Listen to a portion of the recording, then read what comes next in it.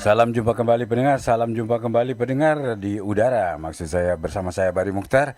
Siaran bahasa Indonesia kembali mengudara dari Belanda selama 2 jam mendatang. Anda akan saya ajak ke Denmark.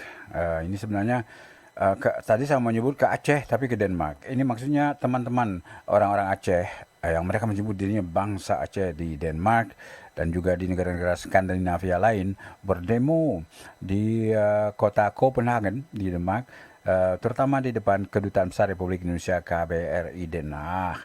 Mereka itu tergabung terutama dari Front Pembebasan Aceh Sumatera, ya. Berbeda dengan GAM, mereka masih tetap ingin merdeka. Jadi saya tidak pro kemana-mana ya. Saya ya tentu saja ya pro kampung saya di Sumatera Selatan, masih dalam NKRI. Dan saya sendiri sebenarnya warga negara Belanda, jadi saya termasuk diaspora, begitu ya. Nah, kalau Anda nanti akan Anda dengarkan apa alasan mereka mau merdeka dan apa tuntutan mereka dan bagaimana suasananya. Saya bergabung gampang sekarang. Kemarin itu tanggal 26 Maret itu lewat Facebook, inbox Facebook saya mewawancarai Bung Hanif, Saudara Hanif, tentang kegiatan mereka di sana. Seolah-olah saya berada di sana ya. Dia bercerita. Dan setelah itu juga kita masih dalam suasana Aceh. Yaitu Saudara Asnawi Ali menceritakan bagaimana lamanya perang Aceh. Maksudnya perang Belanda dengan Aceh ya. Ya, kalau perang Belanda pemberontakan Aceh dengan RI udah beda lagi. Mungkin kita juga bisa mewawancarainya tentang itu ya. Tapi ini maksudnya perang Belanda dengan Aceh. Katanya termasuk perang paling lama Belanda dengan Aceh. Kalau Anda berpendapat silakan ajukan saja, lebih baik dari lewat Facebook. Kalau Anda tentu saja Anda tidak sependapat dengan keinginan teman-teman orang Aceh dari Front Pembebasan Aceh Sumatera ini untuk merdeka, Anda silakan sampaikan pendapat Anda melalui inbox Facebook atau melalui di timeline saya. Anda sekarang kalau tidak salah bisa mendengarkan dua cara, terutama terbanyak ini teman-teman Facebookers, saudara-saudaraku di Indonesia, ini mendengarkan juga lewat Facebook Live ya. Tapi mungkin belum ada yang mendengar karena mereka mengira nunggu sampai jam 8. Saya lupa mengumumkan. Karena jam Belanda berubah jadi jam summer, jadi perbedaan antara waktu Belanda itu dengan waktu Indonesia bagian barat hanya 5 jam. Jadi WIB itu lebih maju 5 jam. Jadi sekarang ini jam 14 lewat sedikit, itu lewat 8 menit seperti ada di jam di depan saya ini. Berarti ditambah 5 di Indonesia sekarang itu jam 19, berarti jam 7 malam waktu Indonesia Barat. Dan siaran ini ya itu berlangsung sampai jam 9 malam atau jam 21 waktu Indonesia bagian Barat. Jadi semoga saja mungkin Anda bisa mendengar dan mungkin langsung tahu bahwa ada siaran kalau bagi yang mendengarkan siaran live ya. Karena biasanya ada laporan berita dari Facebook ya. Kalau dalam bahasa Belandanya ditulis di sana nanti Bari Mukhtar is live. Langsung cari-cari. Terutama saudara-saudaraku di Bandar Lampung mungkin juga mendengarkan atau belum mendengarkan, masih makan. Semoga semuanya baik-baik saja. Yang juga kalau yang di Belanda mau menelpon ke studio boleh. Ya, saya harap juga Pak Jun Kuncoro dari kedutaan juga mendengarkan, atau Pak George. Nanti saya akan kirim WA mereka kalau mau mendengarkan. Ya, jadi bukan sekali lagi ya, saya ingin sebut nomor telepon bagi yang di Belanda kalau mau nelpon studio, yaitu 036 525 0898 036 525 0898. Saya ulang lagi, 036 525 898. Salam jumpa dalam siaran bahasa Indonesia di Radio SKS, sebuah radio internet dari Belanda. Oke, baiklah, seperti saya katakan tadi, tanggal 28 Maret lalu 2017 tentu saja. Sekarang ini kan hari Selasa tanggal 27 Maret ya. Siaran ini yaitu siaran tanggal 27 Maret hari Selasa. Tanggal 26 Maret lalu yaitu orang-orang Aceh, mereka menyebut diri bangsa Aceh atau rakyat Aceh yang tergabung dalam Front Pembebasan Aceh Sumatera berdemonstrasi di kota Denmark, di Denmark bukan, di kota Copenhagen, ibu kotanya, di kota Copenhagen di Denmark. Waktu mereka berwawancara, saya menghubungi saudara Hanif. Ikutilah perbincangan saya dengan Bung Hanif.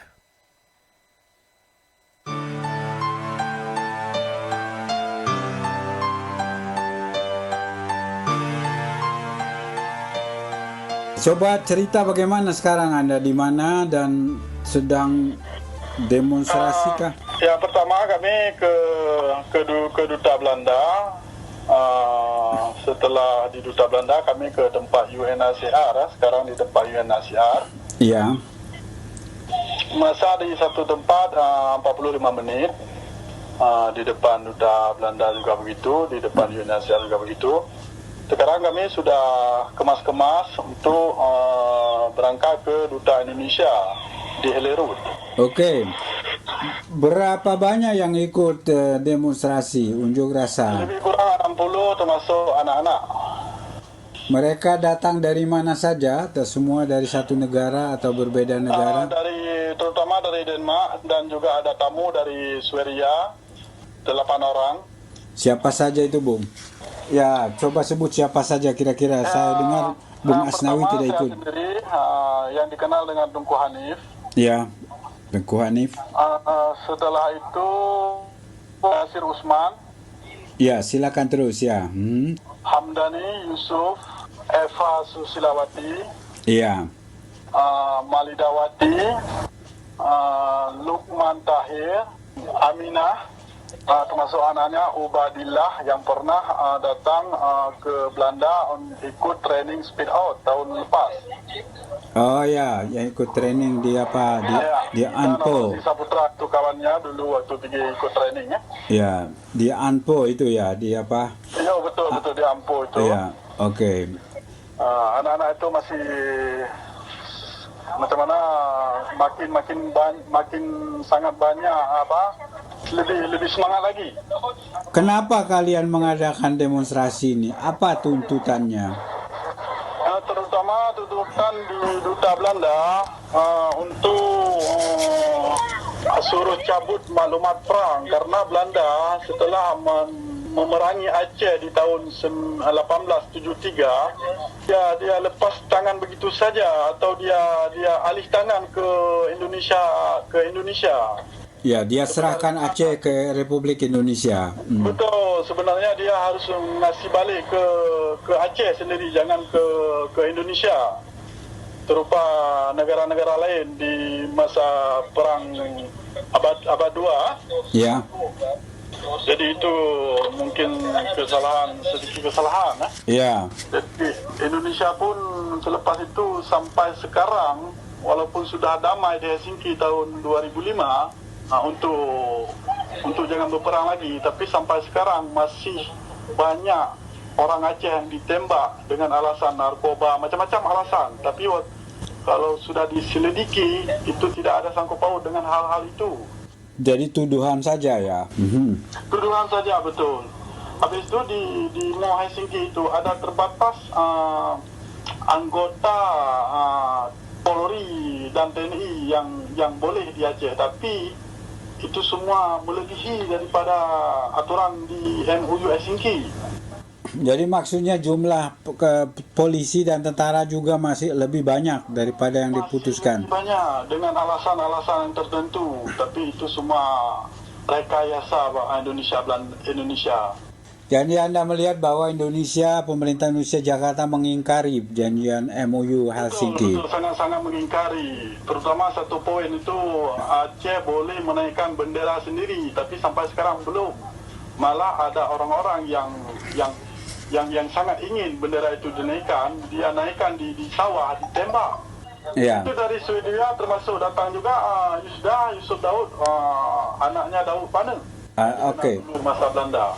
Terus tadi waktu di kedutaan Belanda itu kan hari Minggu, hari Ahad, berarti tutup, tidak bisa masuk, tidak ada yang menerima begitu. Betul, tapi kami ada buat surat yang kami masukkan ke kotak posnya, ke kotak pos Duta Belanda berhubung hari pekan, hari Minggu.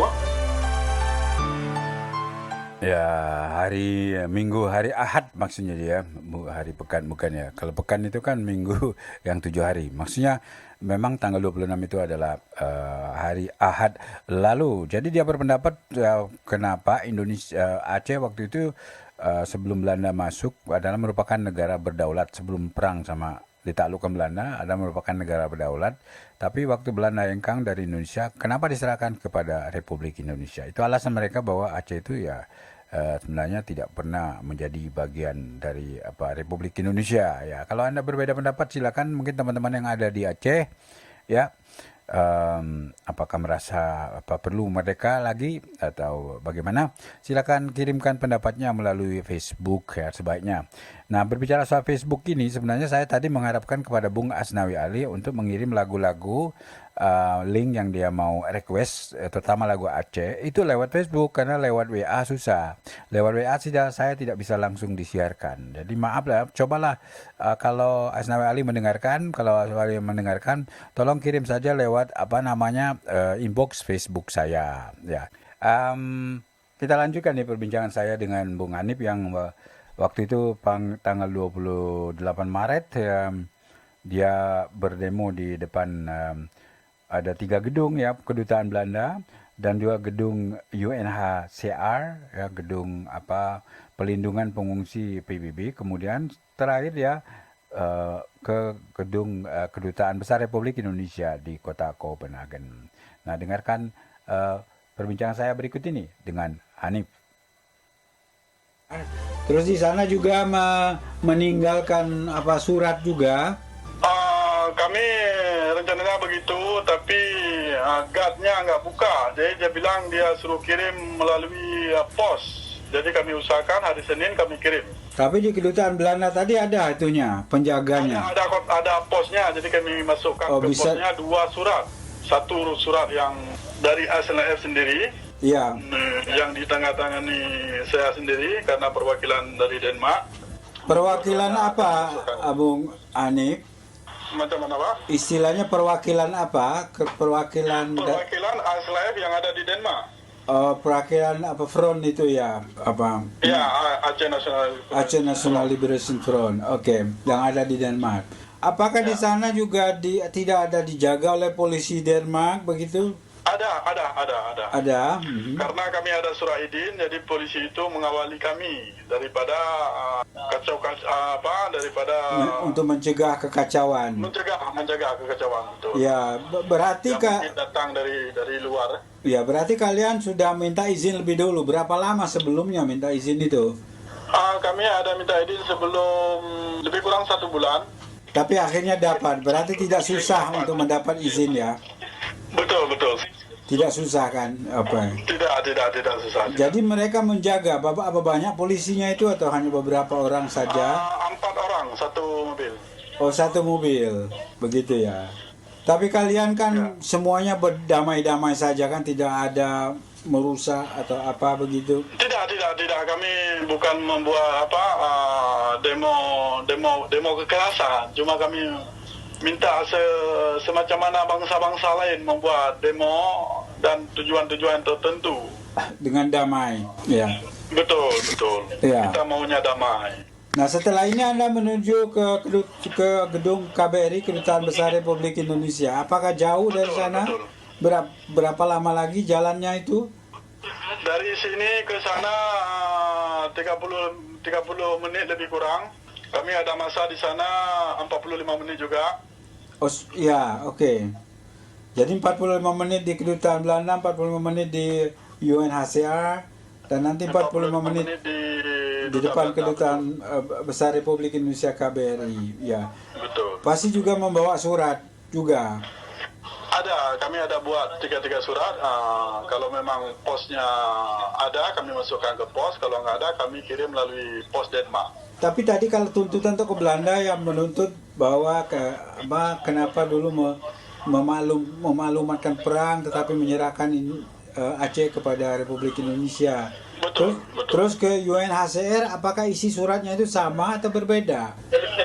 UNHCR kami menuntut untuk diadili pembunuh-pembunuh di Indonesia yang Oke. telah membunuh rakyat Aceh atau bangsa Aceh yang Iya. cukup banyak. Tragedi Simpang KKA, Rumah Gedung, Betung, Bumi Flora, dan banyak lain. Tidak ada waktu untuk mencurah semua itu. Iya, jadi banyak sekali ya, terlalu banyak, Sekali, terlalu sekali. banyak untuk disebut semua. Ya, Betul, ya, terlalu banyak untuk disebut semua. ya. Terus nanti isi surat untuk kedutaan KBRI, Kedutaan Besar Republik Indonesia juga sama. Tidak, karena dalam Undang-Undang Indonesia tertulis kemerdekaan itu ialah hak segala bangsa dan penjajahan di atas dunia harus dihapuskan. Itu ada dalam Undang-Undang 45 itu. Oke, jadi Anda mengutip itu untuk menuntut kemerdekaan begitu. Menuntut kemerdekaan. Kami tidak mau lagi berperang, memakai korban yang cukup banyak, serupa dulu-dulu. Iya. Jadi kami maunya salaman pisah Aceh dengan Indonesia. Kayak gitu saja kami mau. Dengan baik-baik. Ya, apalagi ada yang perlu diceritakan, suasana bagus di sana, mungkin udaranya dinginkah atau bagaimana, tidak ada yang sakit? Walaupun dingin, memang matahari kita boleh lihat ada matahari, tapi cuacanya dingin. Ya. Suara anak terasa kedinginan, tapi walaupun hujan, walaupun minus cuacanya, tapi kami tetap membuat ini tiap tanggal 20 Mei akan datang sebelum Acehnya merdeka. Tiap tanggal 20 Mei, oke. Ya. 26 Maret, masalah. Ya, seperti hari ini, tiap tanggal 26 Maret. Ya. Ya, setiap tanggal 26 Maret kami buat hal yang sama sebelum Acehnya merdeka. Sampai Aceh merdeka. Itu apa? Kenapa 26 Maret itu? Karena berhubung 26 Maret itu masa silam 1873 itu tanggal Belanda naik pertama kali naik perang ke Aceh. Jadi mengawali perang dengan Aceh pertama. Betul. Pertama. Itu 26 Maret 1873. Oke. Itu hari pertama Belanda buat perang ke Aceh. Oke, Bung, ini masih ada lagi yang perlu disampaikan? Ada, kami harap berilah negara itu kepada yang pemiliknya. Berilah kemerdekaan. Kepada Holland, dan kami harap kepada UNHCR tuntutlah, adililah pembunuh-pembunuh itu telah membunuh bangsa Aceh yang cukup ramai, dan kepada Indonesia berilah buatlah serupa macam mana yang ada tertulis di Undang-Undang Indonesia, yaitu kemerdekaan itu adalah hak segala bangsa dan penjajahan di atasnya harus dihapuskan. Sekarang yang membuat kejahatan itu RI sendiri, Polri dan TNI. Itu saja, terima kasih banyak atas luang waktunya untuk berkomunikasi dengan saya. Ya, itulah tadi Hanif, salah seorang aktivis Aceh yang berdemonstrasi di Copenhagen, ibu kota Denmark. Pertama mereka berada di 40 menit katanya ya. Mereka masa 40 menit, maksudnya waktu 40 menit berada di depan kedutaan Belanda. Mereka menyerahkan semacam petisi begitu, surat, tapi tidak ada orang. Mereka bisa masukkan ke kotak posnya. Kemudian ke UNHCR, ya lembaga PBB tentang pengungsi. Di sana mereka menuntut bahwa agar para pembunuh-pembunuh orang Aceh itu diadili. Maksudnya ya ada, karena jumlah tentara dan TNI di sana di Aceh itu setelah perjanjian Helsinki tidak dikurangi drastis, padahal perjanjiannya itu harus dikurangi. Dan ternyata malah tidak berkurang dan mungkin bertambah diam-diam katanya. Dan itu orang Aceh masih saja banyak yang dibunuh dengan alasan macam-macam lah, narkoba dan sebagainya. Padahal itu sebenarnya tidak. Nah, saya ingin tanggapan Anda nih, ada orang tahu di mana Aceh, apa benar ini pendapat seperti ini ya? Ya, tentu saja pendapat Republik Indonesia, ya pemerintah Indonesia, bahwa ya Aceh itu adalah bagian dari NKRI ya. Tapi saya ingin pendapat Anda bagaimana ya? Ya, Anda sekarang mengikuti warta berita, bukan maksud saya warta berita, siaran bahasa Indonesia di Radio SKS, sebuah radio internet dari Belanda. Untuk edisi siaran ini adalah siaran hari Selasa, tanggal 20 tanggal berapa jadi lupa saya, tanggal 27 Maret tahun 2017. Ya, nah kita teruskan ini liputan tentang demonstrasi teman-teman warga Aceh atau mereka menyebutnya rakyat Aceh yang bergabung dalam Liberation Front, Aceh Sumatera Liberation Front atau pembebasan Aceh Sumatera. Mereka masih ingin merdeka. Nah, sekarang ini seru ya. Kita dengarkan orasi mereka di depan perwakilan Republik Indonesia di Copenhagen, Denmark. Assalamualaikum warahmatullahi wabarakatuh. Alhamdulillah kamu karena ikut kedutaan Belanda, kedutaan Indonesia. Untuk mereka Terus semangat Aceh untuk merdeka. seluruh bangsa Aceh dimanapun berada. Hari ini tepatnya tanggal 26 Maret 2017. Nyo kantor kedutaan Indonesia yang ada di Copenhagen, Denmark.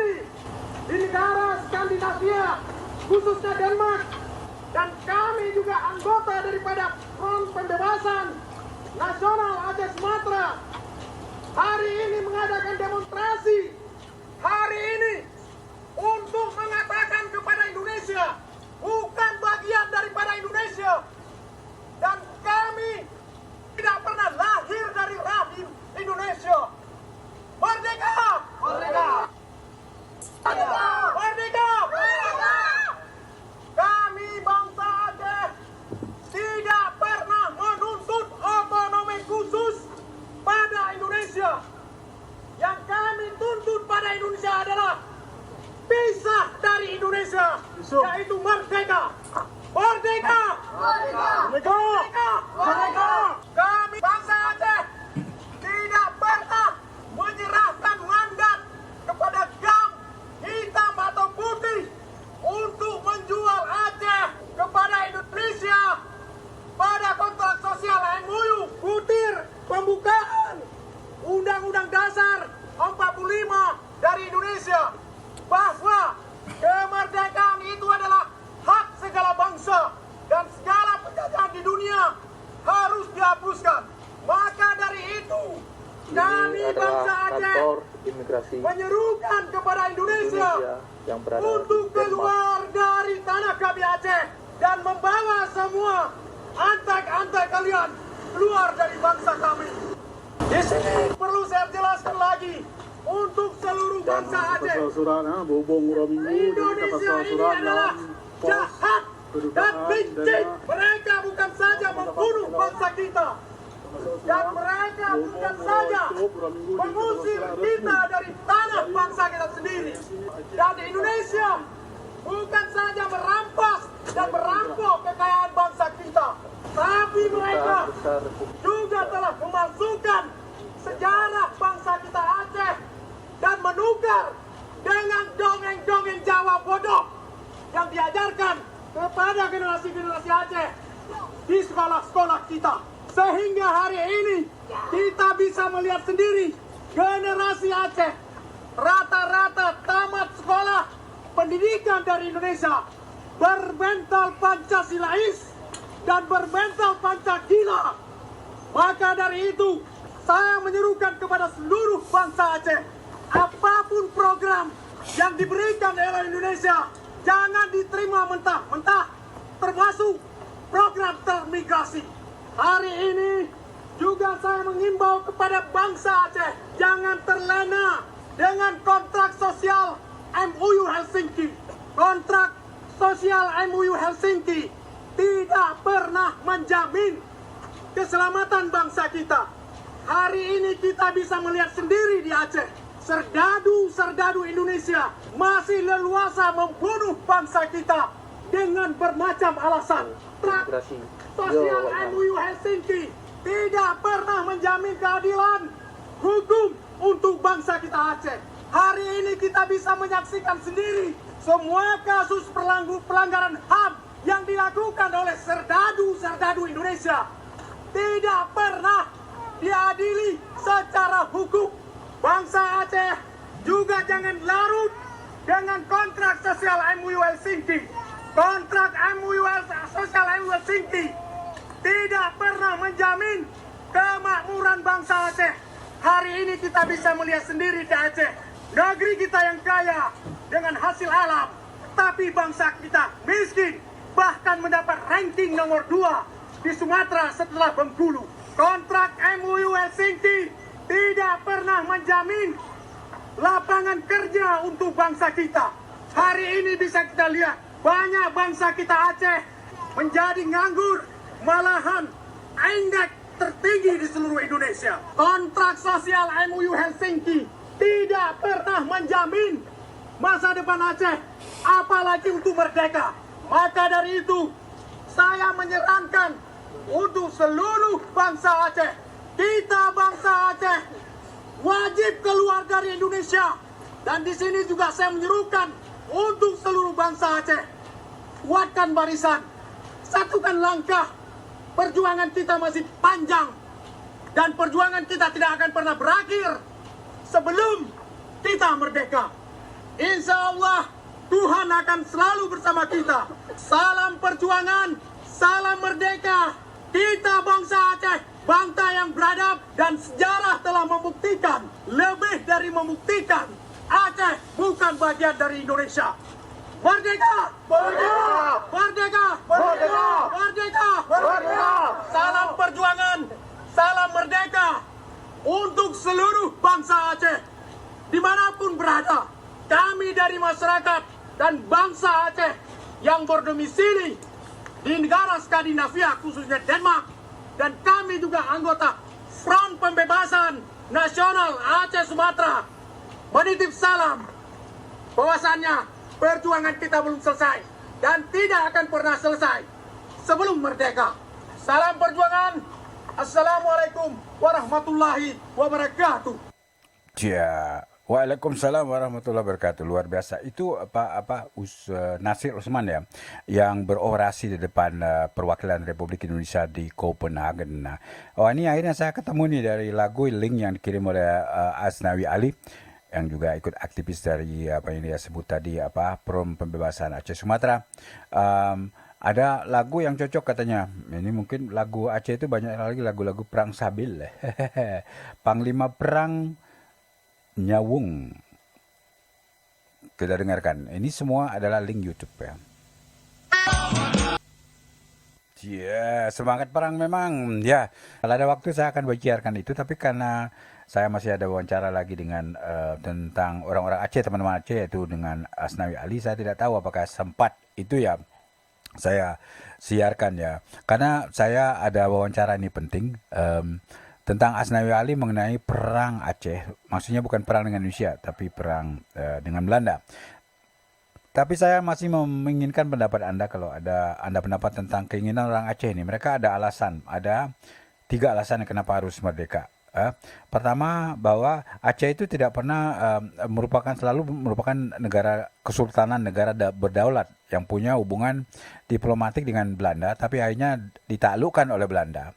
Jadi katanya semestinya waktu Belanda hengkang dari Indonesia, Belanda tidak boleh menyerahkan Aceh itu kepada Republik Indonesia. Ya, ada pendapat ya, ingat ya, kalau saya jadi teringat kan waktu itu ada Sumpah Pemuda tahun 1928. Apa orang Aceh nggak ikut? Yang jelas ada yang disebut bahasa Belandanya, ada Yong Ambon, pemuda Ambon, Yong Yapa, pemuda Jawa, Yong Islamitenbon, pemuda Islam. Terus ada juga Yong Sumatera kalau tidak salah ya. Dan apa orang Aceh nggak ikut waktu itu? Saya nggak tahu. Maka Anda kalau lebih tahu silakan menguatkan pendapat tentang ini. Saya tidak menghubungi pihak pemerintah Republik Indonesia yang sudah jelaskan pendapat mereka bahwa mereka memang Aceh itu adalah bagian dari Indonesia dan memang mayoritas. Saya tahu orang Aceh itu adalah seperti GAM sebenarnya sudah berdamai dengan Indonesia. Nah, teman-teman dari Front Pembebasan Aceh Sumatera ini juga tidak setuju. Mereka menganggap perjanjian Helsinki itu justru lebih menyusahkan orang Aceh. Justru menjual Aceh, GAM itu soalnya menjual Aceh kepada Jakarta, kepada Indonesia, dan juga bahwa pembunuhan terhadap orang Aceh itu masih saja berlangsung, dituduh macam-macam. Kemudian itu alasan kedua kenapa mereka juga ke UNHCR agar para pembunuh itu diadili, maksudnya TNI dan Polri. Kemudian langkah ketiga katanya di UUD 45, Undang-Undang Dasar Republik Indonesia tahun 45, itu tertulis bahwa semua bangsa itu berhak untuk merdeka. Ya, jadi dia berhak juga untuk merdeka. Makanya katanya berilah kami kemerdekaan dengan baik-baik. Ya, dengan baik-baik maksudnya begitu loh. Oke, saya akan ada waktu ini untuk menyampaikan wawancara saya dengan Asnawi Ali tentang perang, tapi bukan perang dengan Aceh Indonesia, tapi perang Aceh Belanda.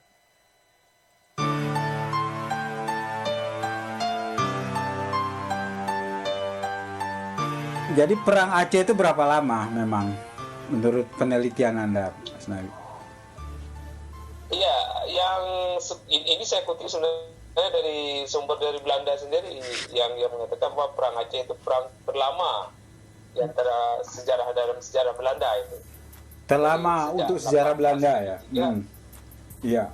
Ya, dia mulainya sekitar 1873, tepatnya 26 Maret sampai 1913 ataupun awal-awal tahun 1900-an lah. Iya. Iya.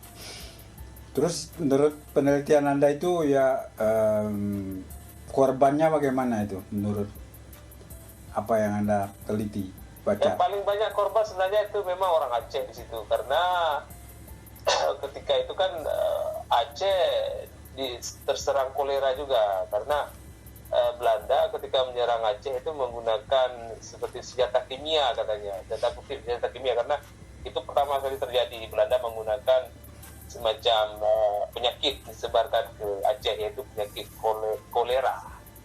Oh begitu ya? Wah itu baru buat saya. Ya.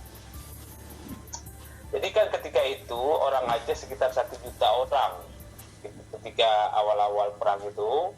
Jadi setelah akhir perang diperkirakan korban itu kepada orang Aceh 250 ribu orang. 250 ribu orang itu berarti sekitar 1/4 dari warga Aceh, baik laki dan maupun perempuan. Mereka yang mempertahankan daulat Aceh itu ketika dalam Belanda. Iya. Itu korban yang paling banyak di pihak Aceh. 1/4 daripada orang Aceh ketika itu meninggal. Iya. Dalam peperangan akibat invasi Belanda. Tapi dari pihak Belanda juga banyak korban juga kan? Iya, jelas. Dan itu saya rasa mereka menyimpan data-data itu di Museum Brownback di Arnhem.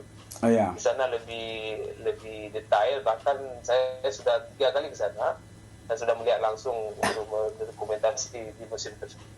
Ya, Brownback. Apa yang Anda temukan di sana antara lain? Ada beberapa yang tidak pernah saya ketahui sebelumnya, seperti peninggalan punya orang Aceh di sana, seperti museum, seperti meriam, dan juga rencong yang tidak pernah saya lihat di Aceh. Maksudnya di sana lebih besar rencongnya daripada di Aceh. Di punya peninggalan orang Aceh dulu. Dan juga bukti-bukti bagaimana keganasan Belanda itu dan mengapa Jenderal Van Swieten itu tidak pernah menyerah untuk melawan Aceh. Jadi rasa keheroikan tersebut bisa kita lihat di museum itu sendiri, dengan langsung berbeda dengan kita melihat di internet. Jenderal siapa tadi, Asnawi? Itu Van Swieten. Dia yang invasi kedua ke Aceh, dia yang memimpin, dan dia itu mengerahkan 7.888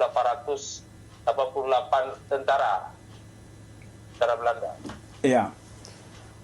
Ya, tapi kan juga akhirnya kan juga ada Jenderal Aceh yang dibunuh. Atau itu tidak berkaitan dengan perang itu ya? Itu invasi pertama gitu, kayak itu. Maksud saya Jenderal Belanda. Jenderal Belanda maksud saya. Yang dibunuh, yang ada di Kerkhof itu kan. Ya. Benar. Jadi itu invasi pertama dipimpin oleh Kohler. Ketika itu dia gagal karena dia belum mengetahui kekuatan Aceh waktu itu. Jadi invasi pertama dia gagal, bahkan tertewasnya Kohler. Kemudian beberapa bulan kemudian dipimpin oleh Van Swieten, jadi mengerahkan 7.800-an tentara. Di situ termasuk 3.000 orang penjahat ataupun 289 ofisir termasuk 16 orang pegawai pengangkut senjata. Ya. Jadi itu tersimpan di buku D2D Ekspedisi Tegen Aceh itu. Ya, juga di Brownback itu ya. Ya. Di Brownback itu ada lebih spesifik lagi, terutama mengenai peninggalan ya, benda-benda yang bentuk fisik di sana. Kalau menurut buku itu ada di perpustakaan. Oh, maksud Anda yang di perpustakaan Leiden ya? Ya. Ya, kita sampaikan lagi nanti setelah Warta Berita ya dalam bahasa Belanda ya. Bisa. Baiklah, sudah banyak ngomel-ngomel saya lanjutkan lagi perbincangan dengan Asnawi Ali.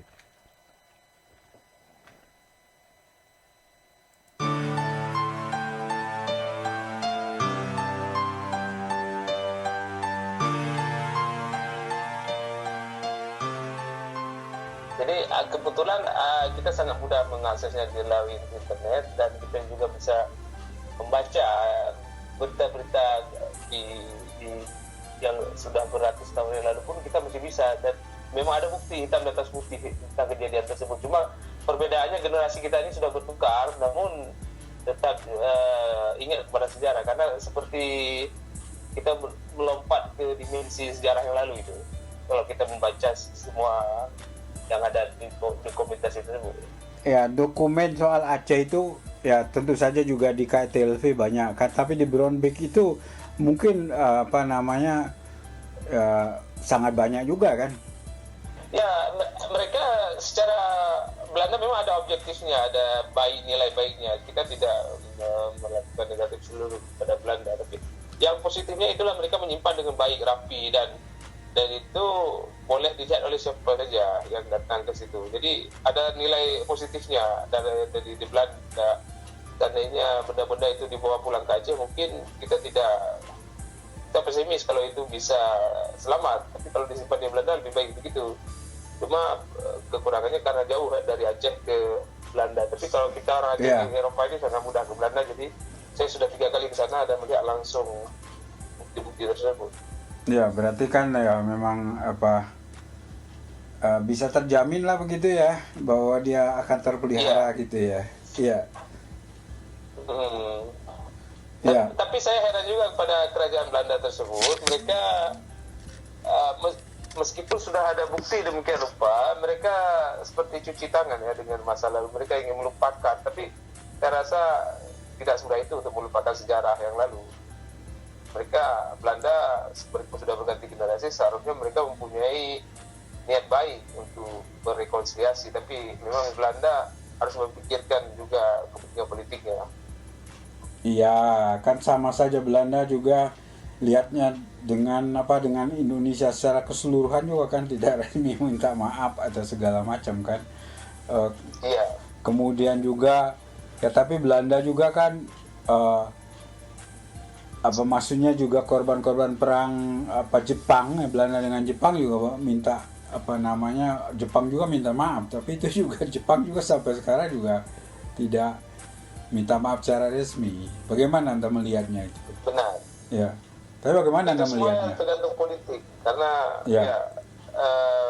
saya yakin kalau Belanda itu tidak mau mengucapkan secara resmi demikian karena terhalang dengan Indonesia. Seandainya misalnya fokus kita ke Aceh, jadi seandainya dengan bukti yang ada seperti ini, saya rasa dalam hati sanubari mereka pasti mau untuk berrekonsiliasi dengan Aceh, tapi karena mereka ada kepentingan Indonesia, makanya itu yang halangan daripada mereka. Mengapa Belanda seperti forget juga, melupakan apa yang terjadi di belakang, dan juga tidak pernah mau berrekonsiliasi pada Aceh, seakan-akan tidak ada kejadian sama sekali ya pada 144 tahun yang lalu. Dan mereka sebenarnya tidak tahu apa akibatnya. Mereka tahu hanya membaca di media, tapi tidak pernah merasakan bagaimana sakit hatinya ataupun kecewaannya korban daripada perang yang ditujukan oleh Belanda tersebut pada Aceh. Jadi ya, dalam politik itu memang harus ada kepentingan, dan saya rasa pragmatisme yang dipakai oleh Belanda tersebut sebenarnya tidak beradab ya kalau kita karena bagaimanapun kalau kita salah harus mengakui kesalahan. Iya, memang betul ya kalau salah mengakui kesalahan. Tapi tadi Jasni mengatakan bahwa sebenarnya masalah politik begitulah. Jepang juga tidak mau minta maaf kepada Belanda. Ya, padahal banyak juga orang Belanda yang tersiksa oleh Jepang ya. Mas Fatih, kita lanjutkan perbincangan dengan Bung Asnawi Ali ya, seorang aktivis Aceh yang tinggal di Swedia. Saya menyebut aktivis, mungkin dia tidak setuju saya sebut nama aktivis ya. Tapi ya teman-teman ini kan masih mau merdeka ya. Jadi mau mereka menyebut diri dari apa tadi bahasa Inggrisnya lupa ya, Aceh Sumatera National Liberation Front atau Front Nasional Pembebasan Aceh Sumatera. Kok disebut Sumatera jadi paling mengikut dong. Ikut merdeka dari kampung halaman saya. Mari dengarkan lanjutan perbincangan saya dengan Asnawi Ali yang sudah saya rekam lebih dahulu. Saya sebut dia warga Aceh karena dia ini masih memperjuangkan agar daerah Aceh itu bisa menentukan nasibnya sendiri, kalau bisa merdeka. Nah, di bagian lalu kita berbincang-bincang tentang perang Aceh. Nah, sekarang saya lanjutkan perbincangan ini mengenai penelitian lembaga ilmuwan Belanda, lembaga ilmu pengetahuan Belanda untuk mempelajari sebenarnya bukan ekses tapi kekerasan-kekerasan yang sudah bisa dianggap struktural di zaman Belanda, tapi bukan zaman perang Aceh, yaitu antara tahun 45 sampai 49. Saya tanyakan kepada Asnawi Ali apakah dia mengetahui tentang proyek ini. Saya ingat ketika Bang Bali mengucapkan tersebut, saya pernah menerima email setahun yang lalu. Memang ada salah satu anggota parlemen Belanda mengungkapkan tersebut, terutama dari partai Groenling tersebut. Saya ada menyimpan emailnya. Saya kira setahun yang lalu. Tapi jawabannya itu secara normatif, secara umum, sangat umum, karena dia tidak lebih spesifik. Dia hanya mengatakan memang ada seperti mencari kebenaran gitu di masa lalu di Indonesia, terutama Netherlands is in this katanya di email. Saya masih menyimpan emailnya. Ya.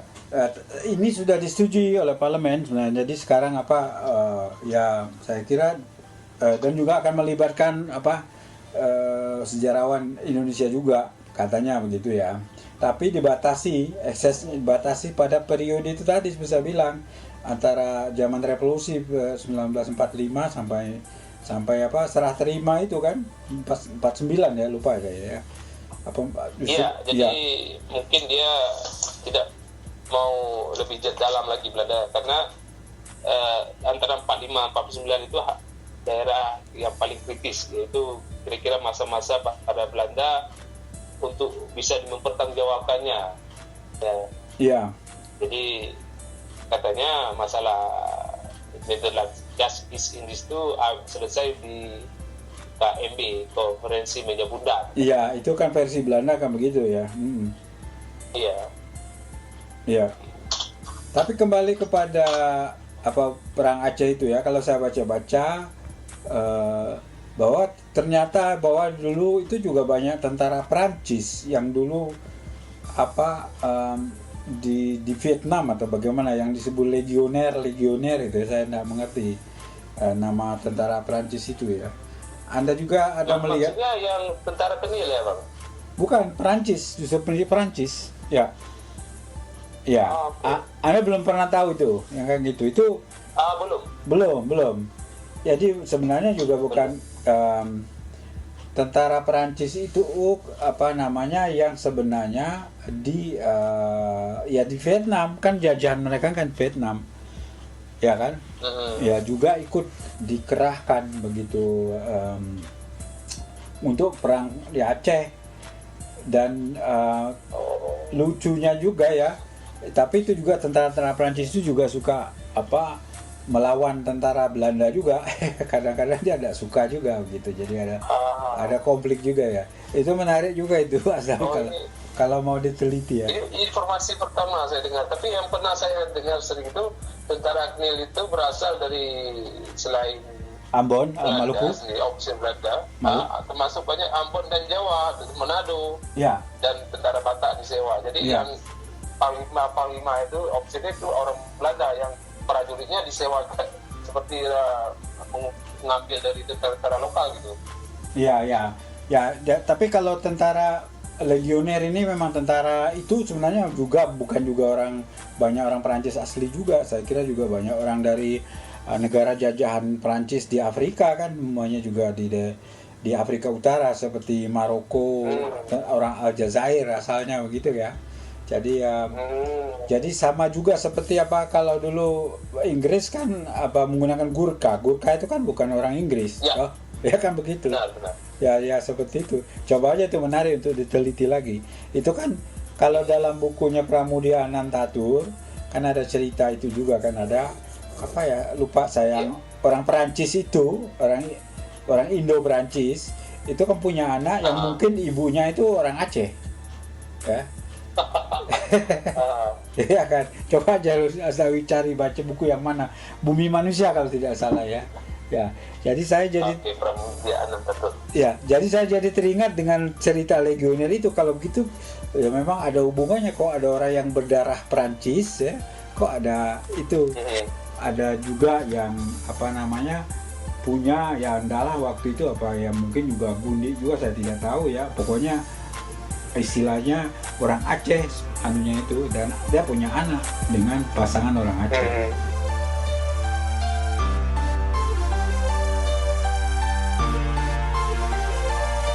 Oke, baiklah. Kita lanjutkan lagi perbincangan dengan Bung Asnawi Alim yang tinggal di Swedia. Dia adalah saya sebut saja ya, aktivis Aceh, menuntut hak kemerdekaan.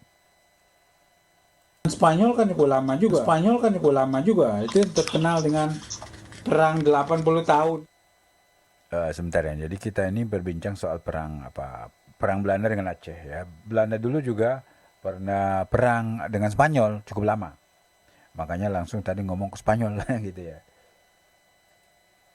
Itu. Jadi dari konteks mana dia hidup terlama?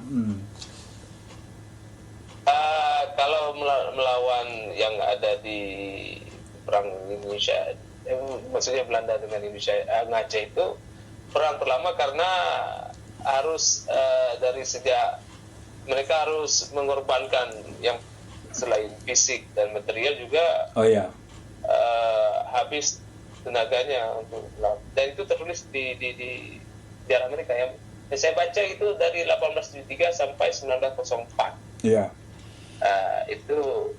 Itu tahap pertama, pertama.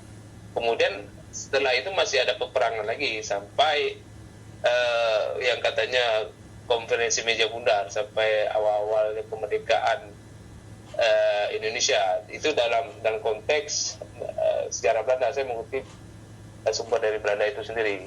Jadi mereka mengatakan perang terhadap pertama perang menguasai Jawa, kemudian mereka mencoba ke Sumatera. Jadi perang Aceh tentang di Sumatera, pokoknya ke Aceh di Sumatera dari 1873 sampai 1904. Kemudian perang lagi dan masih ada peperangan meskipun tidak sebesar tahap pertama. Sampai konferensi meja bundar. Itu kata Belanda yang mengatakan demikian, tapi ya saya mengutip karena mereka menjawab resmi mengatakan bahwa masalah Aceh sudah diserahkan kepada Indonesia dalam konferensi meja bundar. Namun dalam hukum internasional tersebut itu perlu dipertanyakan kembali. Ya, maksud Anda hukum internasional itu bagaimana? Karena dulu Aceh memang suatu negara yang berdaulat, begitu ya, dan punya hubungan hubungan diplomatik dengan Belanda kan, dengan Turki segala kan. Benar. Jadi saya bisa membuktikannya dengan sumber Belanda itu sendiri seperti begini. Belanda sebelum menyerang Aceh itu dia memberlakukan atau mengultimatum dengan pernyataan perang secara resmi itu secara eksplisit atau secara implisit Belanda mengakui kemerdekaan Aceh, ataupun Aceh itu sebuah negara yang merdeka ketika Belanda menyatakan perang dengan secara resmi dengan ultimatumnya pada 26 Maret 1873. Itu Belanda sendiri meskipun dia menjajah Aceh, dia sebelumnya mengakui Aceh itu sebuah negara yang berdaulat. Itu yang pertama. Oke. Bahwa bukti Aceh sebagai negara yang berdaulat ketika itu.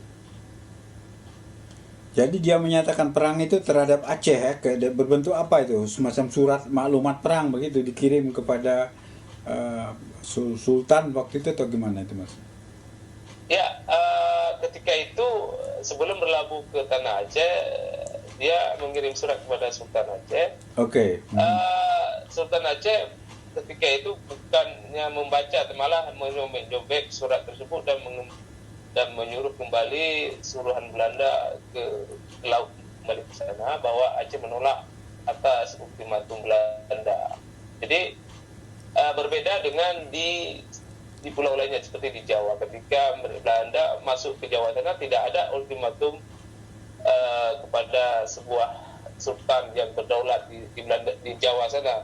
Ini menandakan bahwa Belanda tidak mengakui ataupun memandang sebelah mata kepada sultan yang ada di Jawa sana, karena Belanda masuk ke sana tanpa peperangan. Berbeda dengan ketika Belanda mencaplok Aceh diawali dengan menyatakan maklumat perang.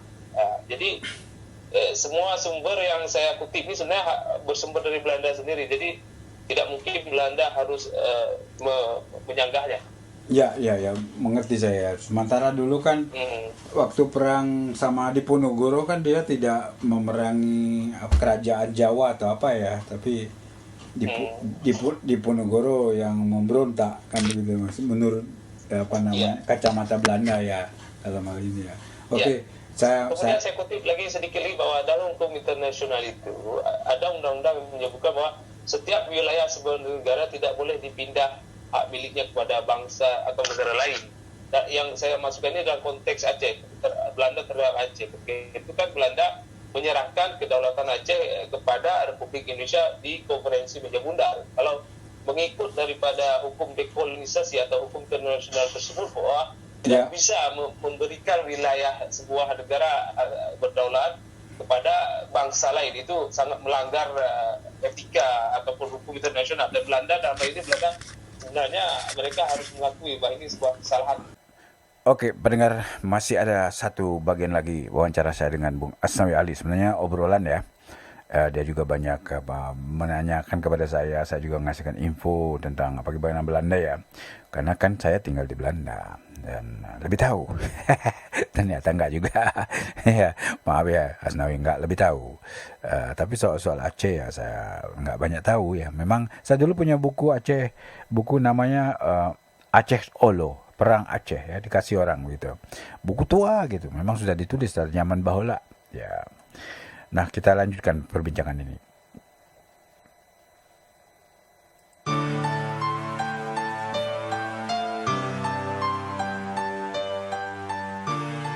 Baiklah, kita sampaikan bagian terakhir wawancara dengan Asnawi Ali, seorang warga Aceh yang tinggal di Swedia, yang dia berjuang untuk agar Aceh menentukan nasib diri sendiri.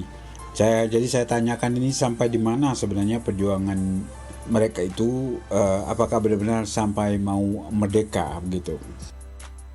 Ya, Aceh itu kan generasi Aceh itu dengan generasi dulu sampai sekarang ini sebenarnya sama.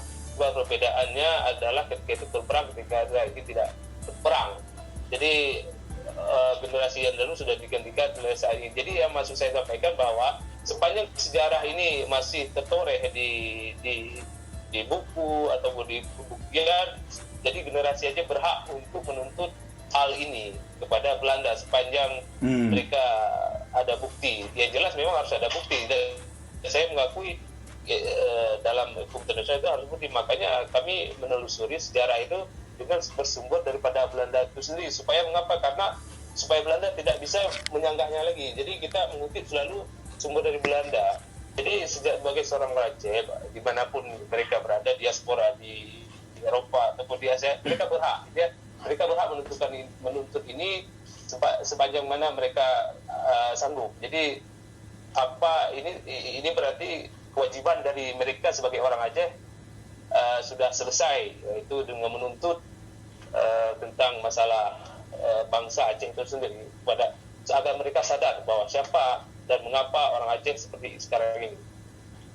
Ya, apa maksudnya kewajibannya sudah selesai? Berarti kalau sudah disampaikan itu sudah selesai, jadi tidak perlu juga sampai merdeka. Maksudnya gimana, Mas Nawi? Ya maksud saya kan kita sebagai cuma berkewajiban untuk berbuat. Kita tidak berkewajiban untuk berhasil. Jadi itu yang maksud saya. Makanya kita harus peka bahwa memang tuntutan ini berat. Jadi tapi bukan berarti kita harus menyerah atau diam saja. Yang saya maksudkan kalau seandainya diam dan berpasrah demikian berarti kita bersama dengan kezaliman itu sendiri. Berbeda jika kita mempunyai kesadaran nasionalisme Aceh itu sendiri. Jadi yang saya maksudkan orang Aceh harus mempelajari sejarah mereka. Bukan berarti bangga dengan bangsa sejarah masa lalu, tapi sebagai generasi saat ini kita berwajib mengetahui sejarah bangsa yang lalu dan apa yang bisa kita buat untuk menuntut hak kita sebagai bangsa ini kepada Belanda. Meskipun saya ketahui itu memang berat, tapi bukan berarti kita harus pasrah. Selain dari berbentuk, Anda akan menyurati partai-partai Belanda, tapi untuk kedepannya apa kira-kira langkah-langkah berikutnya? Saya kebetulan ada mengirim beberapa surat kepada pemerintah Belanda. Saya tidak perlu lagi kirim karena sudah tahu apa jawaban mereka. Tapi yang kali ini, tahun ini agak berbeda karena saya menghubungi media di Belanda itu sendiri. Ada beberapa media di sana, dari media yang mainstream seperti Volkskrant atau The Telegraph. Saya mengatakan bahwa mereka berhak mengetahui apa yang saya sampaikan ini. Saya ketahui di Belanda itu mempunyai hak konstitusi dan kebebasan pers. Jadi melalui pers itu saya coba sampaikan supaya generasi Belanda tidak boleh lupa juga atas generasi mereka lakukan terhadap Aceh gitu. Iya. Itu yang saya lakukan saat ini. Saya kira menarik untuk sampai sekarang menarik, cukup di sini ya. Mas Nawi ceritanya. Nanti saya tunggu yang event berikutnya ya. Saya belum akan sebut event apa. Nanti kalau sudah selesai kita wawancara lagi ya. Iya. Sedikit Bang, saya mungkin ini cuma sampaikan yang saya sampaikan itu ke The Telegraph, The Volkskrant, NRC Handelsblad, redaksi Brit Nederland, kemudian De Groene Amsterdammer, Elsevier, redaksi Refu dan redaksi HPD Teach. Dan saya berharap mereka menjawab seandainya tidak dimuat surat pembaca yang saya sampaikan. Kemudian tetapi dalam bahasa Inggris, tapi tidak tahu bagaimana edit mereka nanti, apakah edit dalam bahasa Belanda atau bagaimana. Yang jelas saya sudah berusaha dan saya telah melakukan semampu saya, dan ini seperti saya katakan tadi, saya sudah selesai tanggung jawab saya dan bahwa apa yang saya perbuat ini pada bangsa saya, inilah yang saya buat.